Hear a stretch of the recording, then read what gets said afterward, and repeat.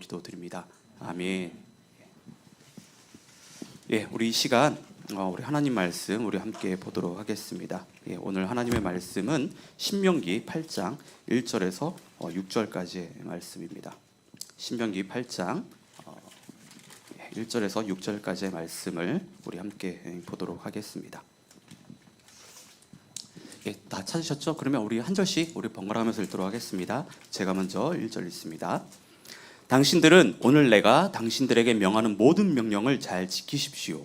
그러면 당신들이 살아서 번성할 것이며 주님께서 당신들 조상에게 약속하신 땅에 들어가서 그 땅을 차지할 것입니다.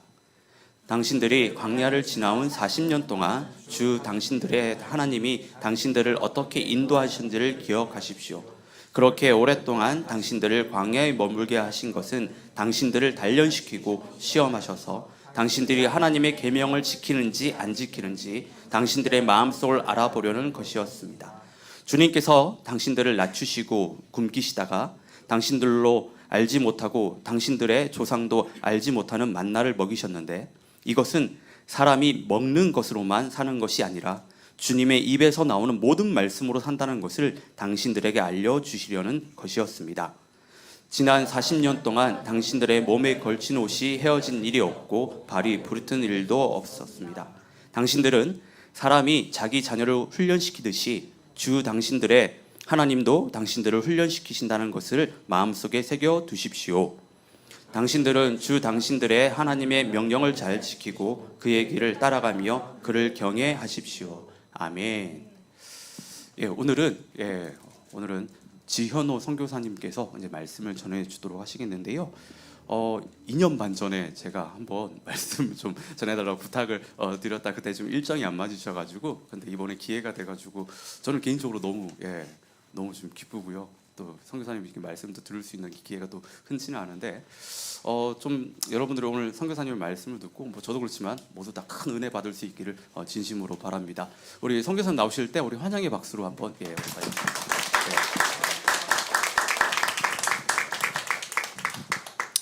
할렐루야. 네, 이곳에 오신 여러분들을 가장 존귀하신 예수님의 이름으로 축복합니다. 하나님의 인도하시면 다 이유가 있는 것 같습니다. 여기 왔더니 뭐 예상치 못한 깜짝 선물 같은 부부가 계시고 개인적으로 너무 사랑하고 존경하는 분들인데 여기 계셔서 얼마나 마음이 벅찬지 모릅니다. 그리고 우리 목사님 2년 반 전에 연락 왔을 때 제가 분명히 약속을 했었는데 우리 하나님께서 약속을 또 기억하게 하셔서 오늘 오전 딱 이 타임 또 비워주게 해주셔서 또 그것도 너무 감사한 마음입니다. 그래서 제가 뭐 쓰고 싶어 쓴 자리가 아니고 주님께서 인도하신 자리라 저는 믿습니다. 여러분들에게도 하나님의 대연한 메시지를 통해서 조금이라도 위로가 되시고 또 회복이 되신다면 저는 참 기쁠 것 같습니다. 사랑하는 우리 한은동지 교회 성도 여러분들, 우리 하나님께서는 오늘 본문을 이해하기 위해서는 크게 4단어를 우리는 알고 있어야 됩니다. 첫 번째 은혜라는 단어고요. 두 번째는 광야라는 단어고요. 세 번째는 예배라는 단어, 네 번째는 성교라는 단어입니다. 우리가 이 그림을 그리지 못하면 오늘 메시지 광야 훈련 학교를 우리가 배우게 된다면은 이건 마치 율법에 빠질 수가 있거든요. 율법에 빠져서 잘못된 신앙생활을 할 수 있어요. 근데 은혜를 아는 사람만이 우리가 광야의 정신을 배울 수 있고 광야를 통과한 사람이 예배자로 설 수 있으며 예배에 성공하는 사람이 선교사가 될 수 있는 것입니다. 선교의 최종권은 결국 예배자를 세우는 것이거든요. 이런 맥락 속에서 먼저 우리가 하나님 말씀을 제가 하나씩 좀 풀어보길 원합니다. 은혜라는 단어가 뭘까요? 쉽게 말하면 자격 없는 자에게 자격을 주는 것을 은혜라고 합니다. 근데 은혜의 방식을 살펴보면 참 저는 흥미로운 것들을 발견하게 됩니다. 하나님이 우리를 사랑하는 방식을 은혜라고 하는데 우리가 방향으로 치면 위에서 아래로 내려오는 것을 은혜라고 합니다. 자격 없는 자에게 자격을 주는 것. 우리 주님은 우리를 어떻게 사랑하셨을까? 성경을 찾아보니까 이런 식으로 나오더라고요.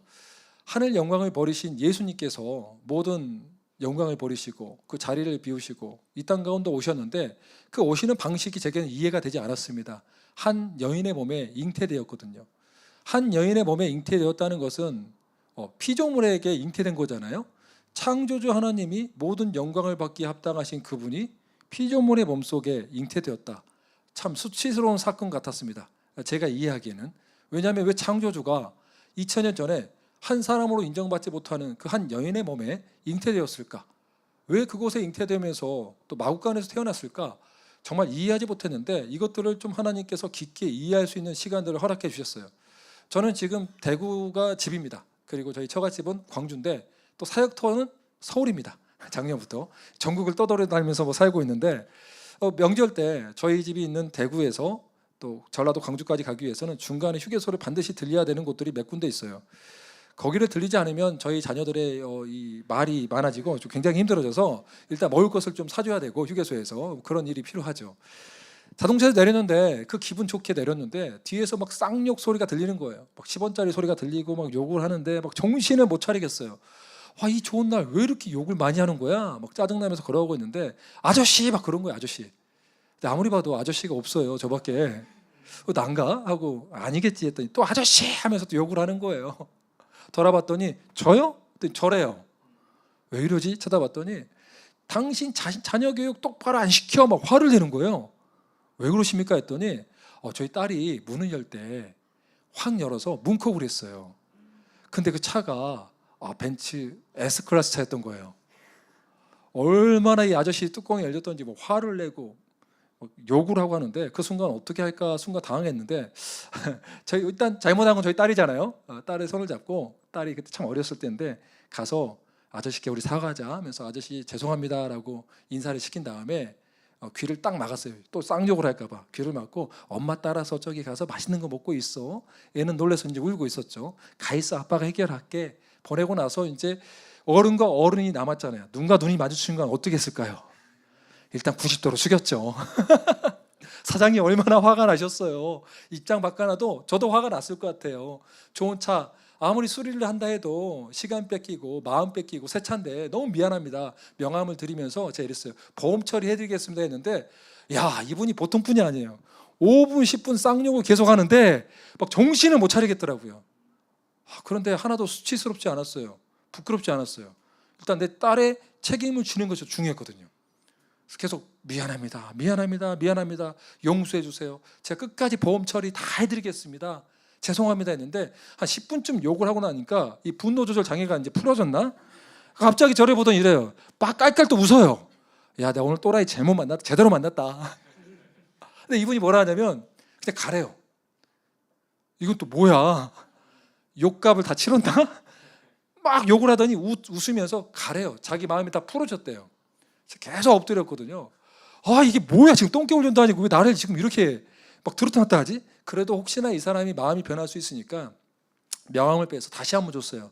드리면서 사장님 혹시라도 마음이 바뀔지 모르니까 제가 끝까지 책임지겠습니다. 다시 한번 용서해 주시고요. 제가 우리 사장님 마음 뺏긴 거 또 문콕하는 거 앞으로 저희 자녀 교육도 잘 시키겠습니다 했더니 막 또 껄껄 웃으면서 막 명함 안 줘도 된다고 가라고 명함 주고 또 왔어요. 또 제가 또 이 자존심을 세서 명함 주고 왔어요. 그런데 여러분 생각해 보십시오. 제가 이 원리를 통해서 한 가지 사건 통해서 깨달았던 게 뭐냐면은 사랑은 있잖아요. 진짜 누군가를 사랑하면 수치, 부끄러움 다 필요 없어요. 너무 사랑하니까 내 사랑하는 사람의 문제를 빨리 해결하고 싶은 것이 사랑하는 사람의 모습이에요. 우리 예수님이 여러분을 제가 이것보다 더 많이 사랑하세요. 예수님이 여러분을 그 정도로 사랑하기 때문에 그 수치와 멸시와 조롱도 주님께 있어서는 아무것도 아니었다는 거예요. 그 정도로 우리를 사랑하는 것이죠. 그래서 마구간에 태어나서 우리도 우리 스스로를 용서할 수 없는 그 사람을 품어주시고 공동체 내에서 또 사회에서 버림받은 그런 노숙자들, 알코올 중독자들, 우리 가정에서도 포기한 사람들, 사회에서 포기한 사람들마저도 우리 주님은 포기하지 않기 위해서 그 가난한 모습으로 마구간에서 태어나셨다는 거예요. 아이가 태어나면 2년 동안이 가장 중요합니다. 정서 발달이 가장 중요한데 우리 예수님은 난민으로 사셨습니다. 난민으로. 가장 스트레스를 받고 있었겠죠. 그리고 30년 동안은 가난한 나사렛 빈민촌에서 또 평범하게 목수로 사셨어요. 우리 인생의 희노애락을 다 알고 계시는 것이죠. 우리가 생각하기에는 메시아가 왔을 때 주님 드디어 메시아가 왔습니까? 야, 나 이 관계 문제 좀 풀어주시죠. 저 등짝 스매싱을 날리고 싶은 나의 남편 좀 관계 문제가 너무 힘들어요. 저 친구 우리 공동체 안에 있으니까 가까운 사람이 너무 사랑하기가 힘들거든요. 사실 이 관계 문제 좀 풀어주세요. 그리고 주님, 캐나다에 있어 보니까 신분 문제가 중요한데 영주권 언제 나옵니까? 영주권 문제 좀 풀어주세요. 내 직장의 문제는, 내 돈 문제는, 관계 문제는, 교육과 진로 문제는, 우리는 일단 급한 문제를 놓고 하나님께 기도하는 것은 잘못된 것은 아닌데 이 문제가 풀어지지 않으면 주님은 떠나버리겠다 협박을 해요. 우리 예수님은 협박하는 우리들에게 오래 참으시는 분이기 때문에, 너무나 사랑하기 때문에 바로 문제 해결을 해주지 않으시죠. 왜냐하면 너무 우리를 사랑하니까. 그 문제를 해결해 주면 우리가 우상에 빠져서 하나님의 소리를 들을 수가 없거든요. 우리 안에 꽉 쥐고 있는 것, 이것만 풀어주신다면, 이것만 해결된다면 그게 우상이에요. 없으면 좋을 것 같은 게 우상이란 말이에요. 그 우상을 놔야 영광스러운 주님의 음성이 들리기 시작하고, 가장 중요한 게 뭐예요? 예수님 보시기에 가장 중요한 것은 하나님과 우리가 하나가 되는 거예요. 가장 시급한 문제는 죄로 인해서 멀어져 버린 우리 하늘 아버지와 함께 우리가 하나가 되어야 되는데, 그 깨어진 관계를 회복하는 것이 가장 급했기 때문에 주님은 다른 문제를 뒤로하고 오직 십자가를 향해 걸어가셨다는 거예요. 그리고 공생의 3년 동안 제자들을 다 양육하셨는데 제자들은 다 배신했어요. 처음에 왔던 이스라엘 백성들, 호산나 호산나, 우리 왕이 오셨다, 그랬을 거예요. 로마의 압제에서 우리를 해결해 주실 분, 하나님의 서민 우리가 드디어 풀렸구나, 인생 풀렸어, 이라고 생각, 로또 당첨된 것처럼 생각했을 것인데 주님은 다르세요. 십자가를 말해요. 우리 생각과 달라요. 우리의 생각과 사상과 철학과 마음이 너무나 다른 하나님은 십자가를 말해요. 그리고 걸어가세요. 그러면서 십자가상에서 내가 받아야 될 수치, 조롱, 멸시를 그분이 대신 져 주십니다. 오직 아버지와 우리를 하나 되게 하기 위해서죠. 제가 보기엔 이해가 안 되는데, 우리 예수님은 자기를 정말 죄인처럼 여기는 사람뿐만 아니라 원수같이 변한 배신자들을 향해서도 뭐라 하냐면 아버지께 기도합니다. 주님, 저들이 죄 지은 것이 무엇인지 알지 못합니다. 용서해 주십시오라고 용서를 해 주십니다. 원수까지도 사랑한 것이 무엇인지를 친히 십자가에서 보여주셨고요. 그리고 아버지와 단절되는 처절한 정말 영원한 고통이 무엇인지를 또 우리 앞에 우리를 대신해서 저 주셨습니다. 약속의 말씀 따라 3일 만에 부활하셨고, 요즘 예수님의 부활 사건이 역사적 사건이 아니라 개소리를 하는 사람들이 많은데 그거는 역사적 사실이에요. 그렇기 때문에 예수님이 40일 동안 500명 이상에게 제자들에게 현현해 주셨고, 역사적 사실한 것을 빼도 박도 할 수 없는 증거들을 다 보여주셨단 말이에요. 그리고 하늘 보좌 우편에 올라가셔서 지금 뭐 하시고 계십니까? 주야로 우리를 위해서 기도하고 계세요. 유일한 중보자세요. 그분이 부활의 영광의 몸을 입고 우리 모든 사람과 함께 있을 수는 없기 때문에 성령 하나님이 이 땅 가운데 오셔서 우리 보혜사가 되어주셨잖아요. 보혜사를 영어 성경으로 보면 크게 세 가지로 나오더라고요. 카운셀러, 우리의 상담가가 되어주세요. 두 번째, 우리의 컴포터, 위로자가 되어주세요. 세 번째, 헬퍼, 우리가 하나님의 뜻대로 살 수 있는 조력자가 되어주세요. 우리가 성령이 충만하면 어떤 역사가 있죠? 땅 끝까지 복음을 전하는 이유가 뭐예요?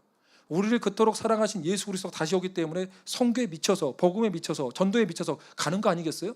성령이 임하면 죽기를 가하고 전도하는 이유는 다른 게 없어요. 우리 주님 다시 만나고 싶고 그날을 고대하기 때문에 그런 거예요. 영광스러운 주님의 재림을 기대하는 사람은 성령의 충만한 열매를 바로 거기서 볼 수 있는 거예요. 이렇게 우리 주님이 삼위일체 하나님이 함께 하시는데 우리는 큰 은혜를 받았잖아요. 자, 은혜를 받아서 우리가 예수를 믿는 믿음으로 구원받았는데, 구원받았으면 뭐든지 잘 돼야 되는데 왜 꼬일까요? 왜 주님이 구원도 받고 성령으로 세례를 받았는데 왜 우리가 생각하는 모습이 아니라 광야로 부르실까요?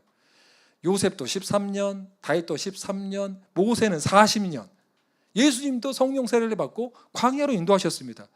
왜 광야로 인도하셨을까요? 우리가 구원받았음에도 불구하고 우리의 생각은 여전히 세속적이기 때문입니다. 여러분, 구원받는 순간부터 해서 지금까지 성자가 되신 분 혹시 있나요? 전 부러워요. 저는 구원받는 순간 제 동생을 죽인 자들을 용서할 수 없었을 때 용서할 수 있는 큰 은혜를 누렸음에도 불구하고 작은 사건에도 용서가 잘 안 되는 찌질한 저의 모습을 보게 되었습니다. 그걸 보면서 성령의 세례를 받았음에도 불구하고 매일매일 성령에 충만하지 않으면 나는 사람을 용서할 수도 없고 주님의 뜻대로 살 수 없다는 것을 저는 비로소 알게 되었다는 것이죠. 자, 위로부터 아래로 내려온 사랑이 은혜였고, 그렇다면 우리도 하나님을 사랑하는 방식이 필요한데 이것은 내 방식대로 사랑해서는 안 되기 때문에 우리를 훈련시키는 장소가 광야라는 곳입니다. 한 가지 한번 이런 이야기를 하고 싶은데요. 상당사들이 자주 이야기하는 이야기들이 있습니다. 소와 사자의 사랑 이야기입니다. 이거는 좀 만들어 온 건데요. 소와 사자가 사랑을 했는데 소가 사자를 너무 사랑한 나머지 자기가 아껴놓은 여물을 줬어요. 사자의 입장에서는 좀 기분이 좀 안 좋고 무례한데 왜 여물을 주지, 풀떼기를 주지 이러고 있고, 근데 이 소가 이 사자를 사랑한 것은 진심이었어요. 그래서 가장 자기가 아낀 거 줬죠. 사자도 소를 진심으로 사랑했어요. 그래서 소에게 뭘 줬냐면 피가 철철 흐르는 안심 스테이크를 줬어요. 소가 보자마자 경기를 이렇게 했겠죠. 나를 무시하나? 근데 사자 입장에서는 진심이었어요. 근데 이런 진심과 진심이 사랑의 모습일까? 아니라는 거예요. 그렇죠? 여러분 이해가 되죠? 그것처럼 위로부터 아래로 내려온 사랑의 방식이 은혜라면 아래로부터 위로 가는 우리의 하나님을 사랑하는 방식은 뭘까라고 했을 때 성경은 이렇게 말합니다. 예배다. 너희가 나를 찾아오는 방식은 예배다. 근데 주님을 사랑한다 하면서 예배를 우습게 하고 예배를 드릴 때 너희의 마음과 뜻과 정성과 온 힘을 다해 드리지 않는다면 사실 우리는 내가 믿기 편한 방식대로, 내가 사랑하는 방식대로 주님을 사랑하는 것이죠. 그렇다면 그렇게 사랑할 때 주님의 마음이 어떨까요? 굉장히 무례하게 생각할 거예요. 구원받은 우리라 할지만 너희들이 너무 마음 아프다. 나를 너무 모르구나. 너희들이 나를 가장 기쁘게 하는 것은 예배에 성공하는 거야. 너의 마음이야. 그런데 은혜를 모르고 우리가 순종을 한다면, 명령만 지킨다고 한다면 꼬이는 거예요. 은혜가 없는 예배는 그래서 율법적인 예배고 죽은 예배고 실패한 예배예요. 예배가 없는 선교, 예배가 없는 선교는 사실 그것도 죽은 선교예요. 은혜와 예배와 선교는 한 묶음인 것을 가르친 것이 바로 어디다? 광야라는 거예요. 그래서 하나님이 광야에서 우리에게 이런 소와 사자의 이야기처럼 진심으로 주님을 사랑하는 법이 무엇인가, 주님이 기뻐하는 것이 뭔가, 예배자로서 우리가 변화되는 과정을 배워간다는 것이죠. 광야라는 것은 성경에서 보면 미드바르라고 합니다. 미드바르. 즉 미드바르라는 것은 다바르라는 어원에서 왔는데 말하다, 말씀하다. 즉 영적으로 해석하면 광야는 하나님의 말씀이 있는 곳입니다. 하나님의 말씀이 있는 곳인데 출애굽기 19장 5절로 6절은 이렇게 말합니다. 너희가 내 말을 잘 듣고 내 언약을 지키면 너희는 모든 민족 중에서 내 소유가 되겠고 너희가 내게 대하여 제사장 나라가 되며 거룩한 백성이 되리라. 주님은 여러분들을 왕 같은 제사장으로, 또 주님의 소유, 주님의 보물로 여러분들을 명명하시고 그렇게 바라보고 계신 거예요. 신약성경 베드로전서 2장 9절은 더 나아가서 이렇게 말합니다. 예수 믿는 우리들을 너희는 택하신 족속이요 왕같은 제사장들이요 거룩한 나라요 그의 소유된 백성이니 이는 너희를 어두운 데서 불러내어 그의 기이한 빛에 들어가게 하신 이의 아름다운 덕을 선포하게 하려 하심이라. 예수를 믿는 순간 우리는 왕같은 제사장이에요. 세상과 하나님을 잇는 사람들, 그들을 위해서 중보하는 사람들, 기도하는 사람들, 그 능력으로 살아가는 사람들인데, 가만히 보니까 우리는 왕 같은 제사장이 아니라 왕의 자녀같이 살지 않고 어디 밑바닥 구석에 있는 거지같이 살고 있는 사람들이 너무나 많아요. 참 슬프죠. 왕의 자녀답게 살 수 있는 길들이 주님이 분명히 말했는데 왜 우리는 이렇게 살까? 그래서 여러분, 우리 광야 가운데 왔을 때 왕의 자녀답게 사는 법을 훈련이 필요하다는 거예요. 습관과 사고방식은 한 번에 어떤 이벤트로 해결되는 것이 아니라 훈련을 통해서만이 우리가 하나님의 자녀답게 살 수 있다는 것이죠. 제가 경기도 광주 특정교육단에서 훈련 받은 적이 있습니다. 군대 이야기 너무 죄송한데요. 제가 군대를 참 편한 데 있다가 마지막 병장 때 경기도 광주 특정교육단이라는 707도 훈련하고 특수부대 훈련하는 그곳에 착출돼서 갔어요. 갔는데 한 여름이었어요. 한 여름에 갔는데 거기에 들어가자마자 입구에 이렇게 돌판에 글이 적어져 있더라고요. 이곳을 거친 자여 조국은 너를 믿노라. 그 돌판을 보는 순간 왜 나를 믿어줄까? 믿어주지 않아도 되는데 굉장히 좀 쎄하면서 무서운 생각이 들었어요. 특수부대의 느낌이 나구나. 돌판부터가 좀 다르더라고요. 갔는데요, 밥을 훈련생들이 자주 먹지 않아요. 많이 아침 점심에는. 왜냐하면 밥을 먹고 교장까지 뛰어가는데 또 30분을 뛰어가야 돼요. 그러면 다 토하니까 밥을 조금만 먹어요. 저녁을 많이 먹고. 그래서 밥을 먹고 뛰어가는데 예비 낙하산을 타고 팔벌려 뛰기를 시킨데 처음에 몇 회를 시킨지 아세요? 상상하지 못한 숫자가 나왔어요. 1000회를 시키더라고요. 내 군대 생활 2년 2개월 동안 한 100회까지 넘어간 적이 거의 없는데 1000회 처음부터. 제가 웃었죠. 군생활 얼마나 했는데, 자 100회, 200회 장난 그만 쳐, 그만 멈춰 하는데 300, 400, 500 하니까 점점 공포심이 오기 시작하는 거예요. 야, 이 정신 나간 사람들은 진짜 시키겠구나. 700, 800, 처음에 절도 있게 했던 애들이 나중에 다 호랑나비가 돼서 막 춤을 추고 막 얼굴은 허연 소금기가 있고 낮기 37도였거든요. 막 하얘요. 막 호랑나비처럼 춤을 추고 있는데 나중에 999 천 할 때 천을 외칠까요? 안 외칠까요? 군대에서 안 외쳐야죠. 근데 외쳤어요. 몇 명이 정신 나갔어요. 자, 외치면 어떤 벌이 되죠? 다시 하는데 1,000을 해야 돼요? 2,000을 해야 돼요? 잘하시네요. 더블 2,000회. 1,000회 하고 나서 멘탈이 나갔는데 2,000회 한다고 하니까 애들이 시킬까요? 안 시킬까요? 시켜요. 오전 내내 호랑나비 춤추다 끝났어요. 그리고 또 뛰는데 그때 흑기, 검정색 깃발이 올라가면 훈련을 멈춰야 되는데 특수부대니까 그런 거 없대요. 막 좋아해요. 오, 최고의 날씨라는 거예요. 진짜 미친놈들이 집단인 줄 알았어요. 하루에 20명씩 쓰러졌습니다. 열사병 떨어 쓰러져서 쓰러지면 사람들이 존귀하잖아요. 군대는 그런 곳이 아니라고 처음 알았어요. 존귀하지 않더라고요. 2명이 와서 가서 모래사장에 툭 던져놓으면 20명이 쓰러져 있고 그 다음날 또 20명이 쓰러져 있고 세 번째는 20명이 쓰러져 있고 달리기를 하는데 물을 주는데 물을 안 주니까 쪽바가지 떠서 막 뿌리는데 입을 벌리고 먹어야 되는데 제가 혹시 받아 먹을 때 입사각도가 잘못돼갖고 코로 물이 들어간 거예요. 이거 놓치면 난 또 1시간 이상 뛰어야 돼요. 목마른데. 근데 이 자리에 흙탕물이 고여 있잖아요. 그 자리에서 주저앉아서 흙탕물을 먹었어요. 그때는 구타가 있어서 많이 맞았는데 그 물이 얼마나 달던지 야 때리든 말든 마음대로 해라. 상관없다. 물이나 먹자. 물 먹고 또 뛰고. 그런데 한 3일 지나고 나니까 제가 불쌍하게 느껴진 거예요. 왜 다 쓰러지는데 난 안 쓰러지지? 60명이 쓰러졌는데 동료들이 불쌍하다가 이제 제가 불쌍한 거예요. 그래서 억지로 거짓말로 한번 쓰러졌어요. 좀 거품도 물고 눈도 막 뒤집어진 척하고 하고 쓰러졌는데 교관들이 알았을까요? 몰랐을까요? 요령핀 거 알더라고요. 비 오는 날 먼지나게 맞았습니다. 먼지나게 맞고 또 울면서 또 뛰고 나중에 그 훈련을 수료하고 부대에 왔는데 아침에 8km를 뛰고 오후에 4km, 12km를 뛰는데 하나도 지치지 않더라고요. 훈련은 여러분 받을 때 좀 고통스러워요. 그러나 훈련의 결과는 나도 모르게 어느 순간 용서가 돼 있는 거예요. 좀 제가 좀 과한 표현이지만 광야가 그런 곳이에요. 주님이 광야를 통과한 자여 나는 너를 믿노라 할 수 있어요. 근데 여러분들 있잖아요. 그래서 광야를 통과할 때 이 관점이 중요해요. 고난에 해석되면 계속 고통만 있는 거예요. 광야는 절대 그런 곳이 아니에요. 하나님이 여러분을 사랑해서 오히려 애타게 기다리는 장소예요. 야, 내가 이렇게 축복의 길을 놔두고 있는데 이 발만 내딛어봐. 네 생각 말고 네 경험 말고 지금 감동 주신 그 말씀에 순종해봐. 와봐 라고 주님이 기다리고 있는데 우리는 머리를 재요. 이건 안 될 것 같은데 주님. 그리고 이게 아닐 것 같으면 하나님의 음성이라고 생각 안 해요.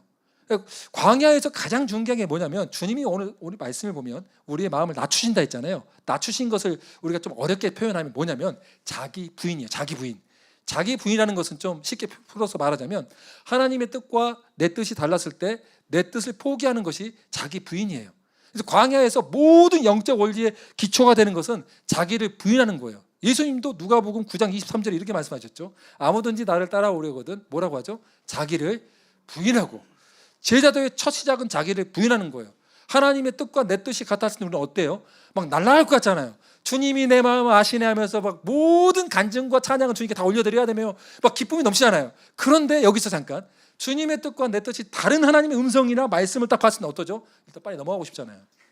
저만 그랬나요? 가면 쓰지 말고 솔직히 우리 생각해 봅시다. 제가 그래서 여러분 가면 쓸까 봐 몇 가지 예화를 한번 준비해 봤어요. 제가 제일 못한 게 영어입니다. 나름대로 공부는 좀 했어요. 전교 1등하고 검정고시 보고 공부를 안 해서 학교를 뭐 안 갔지. 나중에 뭐 가라고 하니까 전문대 가서 자격증 제일 먼저 따고 토목회사 따고 또 법대 공부를 해서 법 공부를 해서 편입을 해서 또 거기서 수석을 하고 하여튼 제 마음속에는 내가 공부를 안 해서 그렇지 공부만 하면 다 할 수 있어. 이런 자부심이 있는 사람이에요. 사법고시 공부도 준비하다가 점수 좀 나오길래 30살 안에 합격하겠군. 이런 굉장히 나름대로 자부심 있는 사람인데 주님이 하필 그 전에 저를 구원하셔갖고 저를 법대까지 가서 공부를 시켰는데 너는 그놈이 아니야라고 해서 주의 종이라 했는데 그러면 한국에서 하면 얼마나 공부 잘하겠습니까? 뭐 까짓 거 뭐 하지 했더니 딱 나를 뽑아서 아무도 뭐 모르는 캐나다에 딱 보내신 거예요. 제가 그때마다 얼마나 많이 울었는지 몰라요. 신학교에서 I'm afraid of very discussion. Keep going without me. 그러면 이제 우리 그 전도사님들이 저를 배려해 준다고 Do you know Jesus Christ? 와, 나를 2번 죽인 거죠. 내가 듣기는 되는데 듣기가 안 될까 봐 그렇게 천천히 이야기하는 거예요. IQ는 막 여기 이민생 하나 알잖아요. IQ가 뭐 150인데 80된 것 같아. IQ도 막 떨어진 것 같고 말도 안 나고 전화만 오면 막 가슴이 떨려서 막 안 해주고 아내는 영어 잘하니까 실력이 안 는 거예요. 그런 사람이 영어 설교를 준비하는데 얼마나 고통스럽게 영어 설교를 준비했겠습니까? 일주일 내내 준비를 했단 말이에요.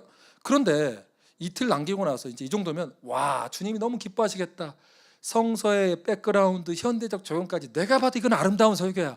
이거를 하면 얼마나 기쁠까. 또 애웠죠. 열심히 설교문을 애웠는데 갑자기 그 전날 주님이 칭찬하신 것 같더라. 기도하는데 사랑하더라, 너 참 고생 많다. 참 내가 기쁘다. 어우, 그 음성을 막 들은 것 같아서 아, 주님 그러시자고 막 어깨뽕이 올라가면서 기분 되게 좋았는데 그 다음 문장이 잘못 들은 것 같더라고요. 그런데 다른 본문으로 하면 좋을 것 같아. 골로새서 2장 6절로 7절 하면 어떠겠니? 주님, 저는 요한 1서 3장 10절로 16절 우리 성교회가 맞고 이 말씀을 해야 되는데 아, 이거 지금 마귀가 왔구나. 나사렛 예수 그리스도 명하노니 마귀야 떠나가라 막 외쳤는데 마귀가 안 떠나가고 주님이 임재할 때 평안함이 있잖아요. 이건 마귀가 줄 수 없는 평안함이거든요. 계속 그 평안함과 잔잔함이 있는 거예요. 이거 어떻게 설명하기 뭐 불편한 언어적으로 표현한 한계가 있어 참 죄송하지만 그 평안함이 임하니까 이건 분명히 주님인데 그 순간 제가 요나가 되고 싶었어요. 도망갔어요. 어떻게 도망갔냐? 잠을 빨리 자야겠다. 눈을 감고 우린 그런 요나가 돼. 요나가 하고 싶은 건 안 해. 뭐 선지자고 뭐고 다 필요 없어. 내가 원하는 것이 아니면 듣고 싶지 않아. 일단 눈을 감아버렸어. 잤어요. 잠을 자고 뜨고 그 헛소리 하는데 계속 마음속에 울림이 있는 거예요. 골로새서 2장 6절로 7절 아니야 나가 막 그러면서 앉아있는데 가정 예배를 드리고 있는데 저희 어머님 선교사님이 갑자기 이러신 거예요. 현호야, 어제 밤새 하나님이 하나 기도했는데 너한테 이 성경책을 가지고 이걸 보여주래. 순간 안 보고 싶은 생각이 잠깐 들었어요. 잠깐만요 어머니, 혹시 말씀입니까 했더니 일단 봐봐 하면서 잠깐만요 했더니 필요 없어. 이 말씀이야 했더니 골로새서 2장 6절로 7절을 보여줘요. 와, 그때 소름이 끼치면서 어떤 표현일까요? 난 죽어내하고 뒤집어졌어요. 주님 왜 나를 이렇게 괴롭게 하십니까? 나 다시 또 어떻게 준비해요 주님? 이건 아닌 것 같아요. 나 영어도 못해서 라이팅 센터 가서 다 교정 맞아야 되고 이거 교정할 시간도 없고 콩글리시 해야 돼요. 주님 콩글리시 아십니까? 주님 주의 종이 성적도 바닥 떨어지면 나 어떻게 졸업해요? 했는데 필요 없어. 주님은 해라 할 때 우리가 어떻게 하죠? 필요한 게 자기 부인. 자기 부인을 하면 어떨까요? 괴로울까요? 그렇지 않아요. 순종한 사람은 알아요. 순종하는 순간부터 기쁨이 와요. 참 신기하죠? 하나님의 뜻은 여러분 이걸 안 해봐서 기쁨을 모르는 사람이 너무 많아요. 하나님의 뜻에 순종하면 그 순간부터 기쁨이 오고 충만함이 오고 왜? 하나님의 뜻대로 살 수 있는 성령이 우리 안에 보혜사로 계시기 때문에 힘과 용기를 주는 거예요. 얼마나 기쁜지. 그런 데서 어떤 초자연적인 능력이 있어서 맞춤법을 다 맞거나 그러진 않았어요. 일단은 막 썼어요. 근데 기쁨은 있었어요. 그러나 이제 아이 컨택을 해야 설교 점수가 높은데 아이 컨택을 할 수가 없어요. 읽어야지 보고 떠듬떠듬 읽고 콩글리시하고 내가 봐도 이거 난 망했어 하면서 이제 하는데 순종하니까 기분 좋더라고 담대하고. 그리고 나서 눈을 떴더니 반 분위기가 이상해요. 교수님이 막 눈물을 흘리고 있어요. 그래서 My heart is broken 하면서 막 저한테 말하는데 뭐지? 영어 해석도 안 돼. 심장 왜 깨져? 마음이 막 상했고 막 깨졌고 브로큰 됐고 막 교만한 마음이 무너졌다면서 막 우리 학우들이 백인 그 전도사님들이 막 같이 울고 있고 막 눈물 닦고 있고 하면서 와 진짜 놀랐어요. 주님이 이렇게 일하시구나. 그러면서 그럼 내 성적이 좋겠지 했더니 성적은 그렇게 좋진 않았어요. 아이컨택 점수는 빵점이니까 어차피. 그러나 그 인스퍼레이션에 만점을 줘서 B 플러스가 나왔어요. 그런데 내가 느낀 게 뭐였냐면 생각해 보세요. 하나님이 원하는 설교자는 누굴까요? 하나님의 뜻에 순종한 사람이겠죠. 학점이 좋은 사람일까요? 아니요. 우리 주님을 경외하는 사람. 주님의 뜻대로 하나님이 위에서 내려오는 은혜의 방식을 너무나 감사해서 내가 내 것을 포기하고 내가 꽉 쥐고 포기하면서 하나님의 뜻대로 살아가는 그 사람 하나님이 찾고 계시지 않을까요? 그게 자기 분이고 광야에서 배우는 훈련의 모습이라는 거예요. 그래서 우리가 정직한 이유는 뭐예요? 밖에 이 땅 가운데 살면서 정직하게 일을 하는 이유는 하나님을 경외하기 때문이에요. 하나님을 사랑하기 때문이에요. 내가 죄를 지면 지옥에 갈까 봐 죄를 지는 것이 무서운 게 아니에요. 그건 아직도 율법적인 생활을 하는 거예요. 은혜를 아는 사람은 죄를 지었을 때 뭐가 아프냐면 사랑하는 사람이 아프기 때문에 아픈 거예요. 부부끼리도 연인 사이끼리도 내가 그 사람을 아프게 했을 때 죄를 지었을 때 아픈 건 뭐예요? 그 사람의 마음이 아프기 때문에 내 마음이 아픈 거지 내가 우리 남편한테 혼날까 봐 아내한테 혼날까 봐 이러고서 아직 율법적인 신앙생활을 하고 있는 거예요. 나로 인한 죄책 때문에 내 아내가 아픈 것 때문에 속상하는 것 그것처럼 내가 이런 죄를 졌을 때 우리 하나님이 아파할까 봐 그 슬퍼하는 통회함, 자백 그게 바로 은혜를 아는 사람인 거죠. 이것을 우리가 어디서 배우냐? 광야에서 배우는 광야에서 그 아버지의 매물. 여러분들에게 하나님이 그 마음을 가르쳐주고 싶은 거예요. 그래서 여러분 혹시나 하나님의 뜻과 여러분의 뜻이 다를 때 기쁨으로 포기하세요. 하나님 뜻에 순종해 보세요. 기쁨을 찾고요. 여러분이 생각하지 못한 하나님이 예비한 축복의 길을 볼 수 있을 거예요. 그런데 우리가 한 번에 변화되면 좋겠는데 제가 이런 사건뿐만 아니라 수도 없는 사건이 있어요. 그래서 오직 하면 책을 썼겠습니까? 광야 훈련학교. 그 책이 296페이지예요. 거기에 절반 이상이 다 이런 이야기들이 다 있어요. 대부분의 코드가 자기 부인인데 광야에서 5가지 원리를 배우는데 하나님을 사랑하고 이웃을 사랑하는 법, 이것은 다 구체적으로 풀긴 좀 그렇고 오늘 개론 시간으로 하고 다음에 또 올 기회가 있겠죠. 우리 목사님 그러겠죠. 예, 뭐 내년이든 내후년이든 뭐 올 기회가 있을 겁니다. 그러면 뭐 2부 하시죠. 예, 그리고 또 한 가지 제가 뭐 오늘 여기에 나눔 질문을 이야기했으니까요. 또 한 가지 하면 태블릿 사건이 있습니다. 제가 우리 선교회는 어떤 사역을 하냐면 캐나다에서 아니면 전 세계에서 오신 분들을 대구에 오시면 선교사 안식관을 마련해서 무료로 저희가 섬겨드립니다. 잘 수 있도록 숙박시설 제공해드리고 오시면 하나님께서 감동 주신 만큼 헌금도 해드리고 교통비도 드리고 제일 맛있는 밥을 첫 번째 오시면 사드립니다. 왜냐하면 그 주의 종을 섬기는 것도 우리 주님 비전이기 때문입니다. 그런데 한 가정이 왔어요. 고깃집에 가고 있는데 제가 어떤 우리 청년한테 선물 받은 이런 멋진 태블릿이 있었어요. 우리 아이들 딸이 어떻게 그걸 잘 알고 있는지 그 안에 게임이 있다고 하네요. 저는 게임이 있는 거 모르는데 게임 찾아서 게임을 하고 있는 거예요.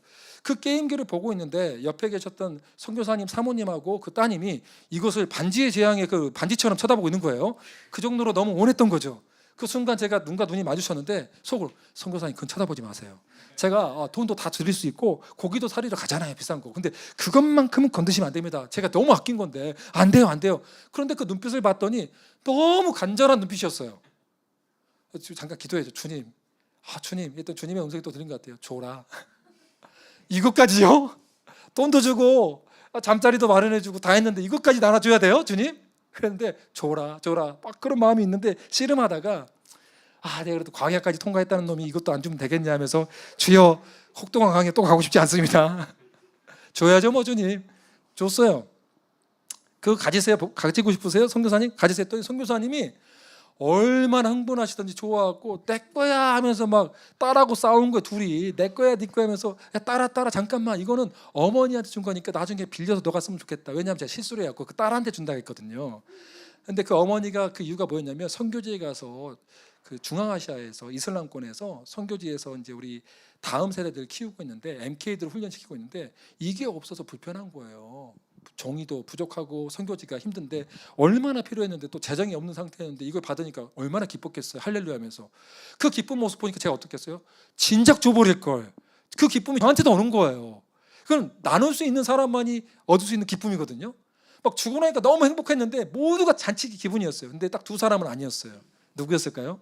제 아들과 딸 톰과 제리가 둘이 입이 퉁퉁 나와서 왜 줘야만 했죠? 그렇게. 다 하나님 뜻이 있어, 이 녀석들아. 그리고 왔는데 얼마 뒤에 제가 부흥회 갔는데 설교하다가 설교 그 종이가 다 날아가 버렸어요. 선풍기 바람에. 뒤죽박죽 돼서 설교를 못 하고 내려왔는데 그 유심히 봤던 한 권사님과 목사님이 저를 불러요. 내가 창피해 죽겠다. 여기 와서 돈 나야 되냐? 좀 많이 당황하셨죠? 막 그랬더니 그게 아니고 봉투를 딱 주는 거예요. 봉투를 봤더니 왜요? 했더니 100만 원이 들어있더라고요. 선교사님 그 종이 말고 목사님들 하는 거 있잖아요, 이거. 태블릿이요? 네, 그거 사세요 그러더라고요. 너무 놀래갖고 그거를 이제 서피스 프로라는 좋은 거 사고 어깨에 힘이 들어가면서 집에 갔죠. 애들 아빠 왔다. 봐라 했더니 애들이 뭐예요? 했더니 주님이 이거 주셨어, 더 좋은 거. 했더니 애들이 얼마나 행복했을까요? 그리고 나서 어느 집회 갔더니 그것도 낡아질 때 이 아이패드 프로를 누가 선물해 줬어요. 제가 이런 말하는 이유는 뭐냐면 주님은 우리를 손해보게 하거나 괴롭게 하신 분이 아니에요. 주님은 우리를 너무 사랑하세요. 광야에서도 여러분보다 아픈 분이 우리 주님이세요. 굉장히 아프세요. 아들아 딸들아, 왜 너희들 그거 포기하지 못하니? 너희들은 이 정도 사람이 아니야. 너희들 때문에 너희 이웃들이 살고 밴쿠버가 살고 민족이 살아날 열방의 제사장답게 세우기 위해서 내가 훈련을 시키는데 따라와야지. 언제까지 네 거만 하고 붙잡고 있을 거야. 이런 것들 여러분 통과해야 돼요. 여기서 먹고 입고 마시고 사실 쉽지 않잖아요, 밴쿠버가. 제가 오랜만에 와보니까 생활 물가가 엄청나더라고요. 저희 때도 힘들어서 곰팡이 핀빵을 먹어야 될 때가 있었어요. 그때 제가 또 아주 미성숙한 선교사라서 주님께 주먹을 쥐면서 기도를 했어요. 언제는 주의 자존심이라며요. 2달러짜리 콥스 브레드 빵도 안 주십니까? 막 주님께 항의하면서 기도를 했는데 주님이 정말 저를 부끄러운 것을 생각나게 하셨어요. 그날 아침에 읽었던 하루에 1,000원이 없어서 굶어 죽기 직전에 9명이 있는 사람들이 생각나게 하시면서 너무 부끄러워서 회개하고 저희 아들도 빵돌이고 저도 빵돌인데 빵에 곰팡이를 떼어내고 빵을 굽고 나서 요즘 그 아동학대로 걸린다는데 그때는 몰랐죠. 떼고 나서 내가 먼저 먹어봤어요. 위험한 거 아니고 괜찮았거든요 분명히. 근데 아동학대래요. 혼났는데 뭐 그렇게 놔두고 같이 기도하고 우리를 자녀 삼아 주셔서 감사합니다고 아멘하고 이제 했는데 그때 참 많이 울었던 기억이 나요. 찬양을 부르면서 뭐 무화과 나뭇잎이 마르고 포도 열매가 없으며 그 찬양이 그렇게 무서운 찬양인지 몰랐는데 나중에 이제 커보니까 어릴 때 교육이 참 중요하더라고요. 여러분들 그 교육이 그때를 위함이었던 것 같아요. 나도 이거 가르쳐 주신가 보다. 아무것도 없도 주님이 뭐 나와 동행하면 되지. 참 그 주님의 말씀 메시지를 알고 나서 징계 중에도 회복시켜 주시는 그 하나님의 마음, 또 그 테스트가 끝나면 모든 걸 주고 싶은 하나님의 마음이 느껴지면서 참 많이 울었던 기억이 있어요. 근데 그 다음 날 그 중앙아시아로 갈 아까 그 태블릿을 선물 받았던 그 선물 받던 그 가정의 남편 선교사님이 밤새 기도하고 있는데 우리 집에 가라는 감동을 받고 자기는 밤새 파송교회를 찾기 위해서 기도하고 있었는데 지성교사한테 가라, 지성교사한테 가라. 그래서 갔는데 이분도 푸드뱅크에서 음식을 타다 먹을 만큼 가난한 분이셨는데 한 손에는 한국빵, 한 손에는 kop소의 빵을 들고 와서 받아 하면서 딱 저한테 주는데 또 그 빵을 받고 울었잖아요. 선배님 무슨 일이죠? 했더니 아니 하나님께 기도하는데 너희 집에 빨리 갖다 주래. 무슨 일이 있었어? 하니까 제가 울면서 사실 이런 일이 있었습니다. 엉엉 울었던 기억이 있어요. 제가 그 개혁을 통해서 뭘 느꼈냐면은 그 경험을 통해서 주님이 마치 이런 것 같았어요. 봤지? 얘가 내 아들이야. 먹을 것, 입을 것, 마실 것에 흔들리지 않는 내 아들이야. 내 딸이야라고 자랑하는 그런 느낌이 들었어요. 그리고 나서 깨달았던 게 마태복음 6장 25절로 34절에 보면 여러분 그 유명 구절 있죠. 너희는 먼저 그의 나라와 그의 의를 구하라. 그리하면 그 모든 것을 더하시리라. 그 원리를 가르쳐주기 위함인데 그 맥락상 보면 주님이 영어로 성경을 보면 Do not worry, 걱정하지 마, 걱정하지 마, 걱정하지 마를 무려 3번이나 합니다. 예수님이 정말 중요한 말 할 때 딱 2번 하는데 먹고 입고 마시고의 문제가 얼마나 힘든지 알기 때문에 무려 3번씩이나 말하면서 염려하지 마, 염려하지 마. 내일 일은 내일에 맡겨. 내가 오늘 너 다 입히고 먹이고 다 살리는 너의 하나님이라고 주님이 말하고 있다는 것을 깨달았다는 거예요. 할렐루야. 얼마나 울었는지 몰라요. 그 사건 뒤부터 통과하잖아요. 제가 빵을 굶어본 적이 한 번도 없어요. 제 여기 지갑에는 빵 쿠폰이 넘쳐나요. 뚜레쥬르. 오늘은 파리바게뜨 먹을까? 오늘 스타벅스 먹을까? 오늘은 내가 이제 투썸 먹어야 할 것 같은데. 저희 아들도 빵 쿠폰이 넘쳐나요. 막 10만 원짜리 빵 쿠폰이 있어요. 저희 아들은 그 빵 쿠폰을 가지고 뭐 하냐? 자기 지역 교회에 가서 버스로 50분이나 걸리는 거리에 가서 애들 전도하러 갑니다. 빵을 사서 빵을 나눠줘요. 쿠폰을 받은 걸 나눠주면서 왜? 우리는 가지고 있으면 어떻게 되죠? 썩어요. 만나의 원리가 그거예요. 광야에서 내 필요한 것 이상을 쌓아두고 있으면 다 썩어요. 빨리 나눠줘야 돼요. 제 아들 10만 원짜리 쿠폰 자기 아들한테 많아요. 왜? 학기 때마다 저희 외삼촌이 막 보내주거든요. 고생했다고. 중간고사, 기말고사 남아요. 그렇게 써도. 그러니까 매번 뿌리는 거예요. 학교에서 부잣집에서 10억, 20억 아파트 대구 수성구 사는 애들도 돈이 없어요. 왜 없냐면 용돈이 없는 이유가 학원비가 많이 들어가니까 돈이 얼마 없어요. 한 주에 5천 원 갖고 사니까 뭘 먹겠어요. 아들이 사줘요. 빵을 주고 빵 주고 또 전도해요. 저희 집에요. 물건이 들어오면 제 아내하고 저는 여러분 좀 이상한 생각인지 모르지만 우리 집은 돈이 많이 들어오면 스트레스 받아요. 필요 이상의 돈이 들어오면 스트레스 받아. 우리 돈 아니거든. 다 나눠줘야 돼요. 왜? 썩어. 음식 명절 때 저라고 목사라고 좀 이제 좀 알려졌다고 막 들어와요. 그러면 다 썩어. 아내가 우리 것만 맥 빼고 다 동네 사람 나눠줘요. 동네 사람들 뭐 식당 주인부터 해서 위층 우리 집 주인부터 다 나눠줘요. 저희 집은 지금 13년째 무상으로 살고 있거든요. 빌라에 성교사 안식관에 살고 있어요. 그런데 여유 있게 나눌 수 있는 삶을 살 수 있는 곳을 어디서 배웠냐? 이곳 밴쿠버 광야에서 배웠던 거예요. 나누면 나눌수록 떨어지지가 않아요. 풍성하게 채워요. 믿음으로 심은 사람들은 구워주는 자가 될지라도 빌리는 자가 안 되는 거예요. 그 원리를 어디서 배우냐? 광야에서 배우는 거예요. 그러나 어떤 사람은 광야에서 40년 내내 뺑뺑이만 도는 사람이 있어요. 여러분 그러다가 저같이 머리카락만 빠집니다. 내 이 머리카락이 소중한 머리카락 여기서 다 빠졌거든요. 지금 영어 때문에. 말을 잘 들으면 덜 빠졌을 건데 유전적으로 빠진 사람들은 뭐 안타깝지만 그러지 않고 저처럼 빠지지 않기를 소망합니다. 여러분 아셨죠? 자 이렇게 만나와 매출하기도 우리가 전부 다 여기서 배우는 거예요. 사랑하는 성도 여러분, 여러분은 떡으로만 사는 것이 아니라 하나님이 주신 말씀으로 산다는 것을 바로 이곳 광야 밴쿠버에서 배워간다는 것이죠. 오늘 말씀이 보면 마지막 절에 참 신기합니다. 하나님 우리 때로 징계도 주세요. 징계를 주신 이유는 우리를 회복시키기 위함입니다. 우리를 너무 사랑하기 때문에 때로 매도두시고 징계도 주시는 거예요. 제가 여기 있을 때 한번 이런 기억이 있습니다. 징계는 왜 사랑이냐면은 저희 아들이 5살 때 경기를 일으키고 쓰러졌는데 이제 기절한 거예요.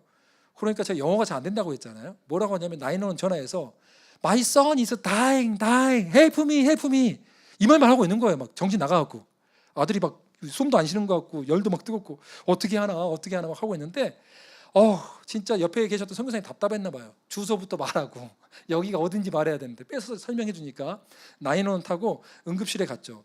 응급실에 갔는데 아주 덩치 큰 간호사가 저희 아들에게 입을 함부로 막 이렇게 꽉 쥐어 짜면서 입이 딱 벌어지게 하고 주사기 약을 막 집어넣어요. 그때 아들이 놀라서 깼나 봐요. 깨서 막 울어요. 울면서 그 약을 다 내뱉었어요.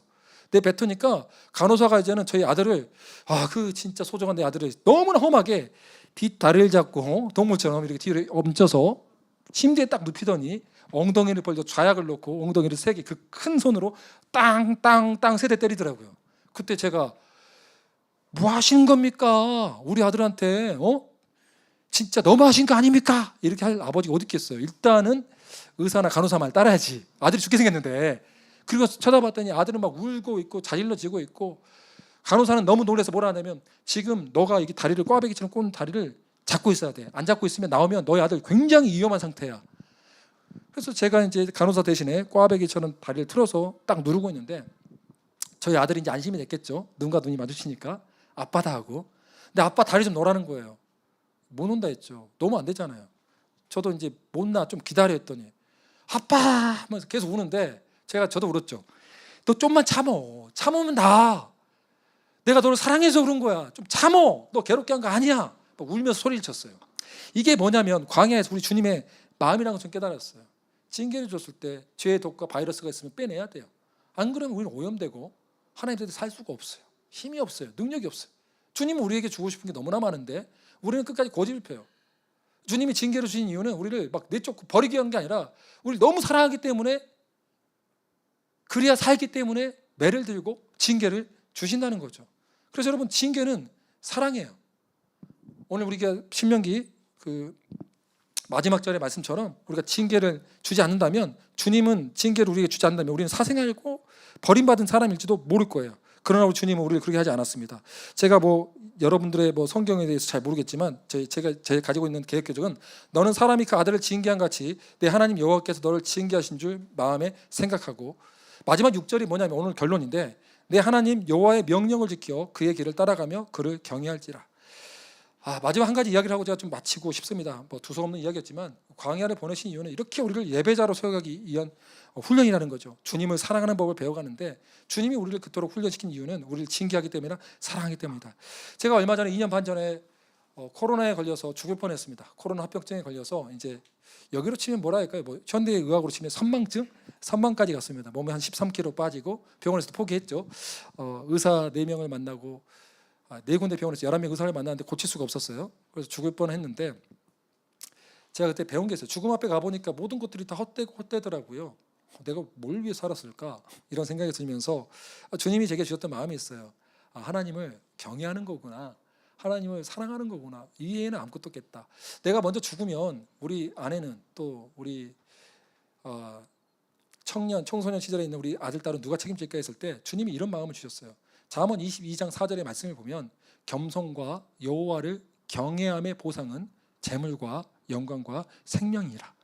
우리 많은 사람들은 재물과 영광과 생명을 위해서 열심히 자기의 시간과 에너지 또 건강을 투자합니다. 그리고 나서 하나님도 섬기고 나중에 교회를 해야겠지 하지만 성경은 반대로 말합니다. 너 겸손하게 너의 마음을 낮춰서 하나님을 경외하면 재물과 영광과 생명은 따라오는 거야 라고 반대로 말하고 있습니다. 그러면 내가 죽기 전에 하나님께 예배에 성공하면 재물과 영광과 생명은 따라오는 거예요. 잠언 14장 26절은 더 심각하게 말해요. 내가 하나님을 경외하면 너희 자녀들에게 있어서도 내가 피난처가 되어주겠다고 합니다.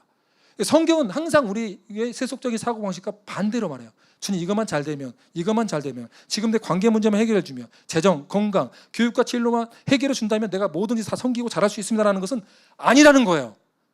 욥도 마찬가지였고요. 성경의 모든 원리는 하나님을 경외하면 풀리는 거예요. 믿습니까? 우리가 이 시간 좀 같이 이것을 가지고 좀 정리하면서 기도하면 좋겠는데요. 사랑하는 우리 하늘둥지 교회 성도 여러분, 저는 여러분들과 함께 이렇게 좀 기도를 함께 하고 싶어요. 뭘 하고 싶냐면 여러분 안에 놓지 않는 것들이 있을 거예요. 그렇죠? 놓지 않는 것들 꽉 붙잡고 있는 게 있어요. 그거 내려놔야 돼요. 내려놔야 풀리는 거예요. 그리고 여러분 또 어떤 사람은 여기서 율법적인 사람이 있을 거예요. 은혜를 모르고 광야만 생각했던 사람들은 뭐가 있냐면 열심히 벌어서 남편도 섬기고 아들도 섬기고 교회도 섬기는데 자기를 못 누려요. 커피 마셔도 맨날 싼 것만 마실 줄 알고 뭐 티모티만 가고 스타벅스 못 가. 누리지를 못해. 자유함이 없어. 근데 주님은 그래요. 너 스타벅스 먹어라. 좋은 옷 입어라. 나 너 아버지야. 너 성교하기 전에 나 순종하기 전에 좀 누려. 내 안에 좀 누려봐. 내가 너를 얼마나 사랑하는데 왜 누리지 못해? 믿음으로 먹고 마시고 입는 모든 것들이 나를 예배하는 거야. 너가 스타벅스를 먹을 때든 티모토를 먹을 때든 네가 믿음으로 감사하고 먹는다면 그것이 나를 향한 사랑이고 예배인데 너 왜 이렇게 주눅들어 사냐? 주님이 지금 너무나 탄식하고 계시는 거예요. 복음의 영광을 모르고 은혜의 기쁨을 모르니까 광야 생활을 한다면서 나는 왜 광야지? 왜 광야지? 왜 광야에 보내서 나는 내 인생이 맨날 꼬이는 것 같지? 라고 잘못된 생각을 하고 있는 거예요. 은혜에 반응해 보십시오. 그 은혜에 반응하면 광야 넉넉히 이길 수 있습니다. 왜요? 그 주님이 나를 사랑하는 주님이 나와 함께 하시는데 뭐가 두렵습니까? 피할 길을 주시고 고난을 견딜 길을 주시고 제가 비로소 깨달은 건 죽음 가운데 가서 깨달은 게 뭔지 아십니까? 죽어도 고난이 있어도 우리 신앙의 선배들은 또 성경에 있는 수많은 사람들은 뭐라 했냐면 고난 가운데서도 즐거워하더라고요. 고난 가운데서도 기뻐하더라고요. 왜요? 환난 가운데서 주님이 나와 함께하기 때문이에요. 그 좋은 주님을 찾는 광야 훈련학교에 여러분이 되기를 예수님의 이름으로 축원합니다.